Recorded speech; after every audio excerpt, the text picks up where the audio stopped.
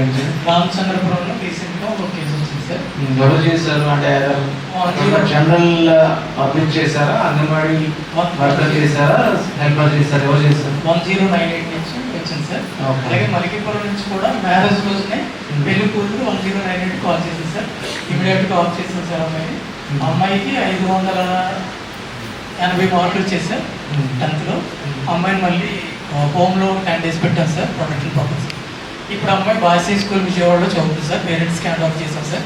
CWC ద్వారా restoration చేశాం sir. వాళ్ళు చైతన్య కాలేజ్లో చదివి fast 1 year you got only 10 calls. Yes. So అంటే అందులో డైరెక్ట్గా మీకు కింద లెవెల్లో ఉన్న వర్కర్స్ నుంచి హెల్పర్స్ నుంచి కాల్స్ రాలేదు? వస్తుంటాయి సార్. అంటే 1098 maximum ICDS supervisors anganwadis workers నుంచి మ్యాక్సిమం వస్తున్నాయి సార్. మహిళా పోలీస్ నుంచి కూడా వస్తున్నాయి సార్.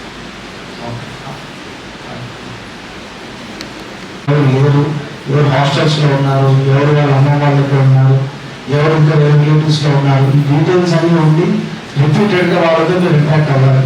మీరు వాళ్ళతో వాళ్ళ పేరెంట్స్తో వాళ్ళ దగ్గర ఉన్న రిలేటివ్స్తో మాట్లాడితే మీకు తెలుస్తుంది, అవును ఈ అమ్మాయి ఫలానా డేట్స్లో తిరుగుతుంది, బయటికి వెళ్తుంది, చెప్పట్లేదు.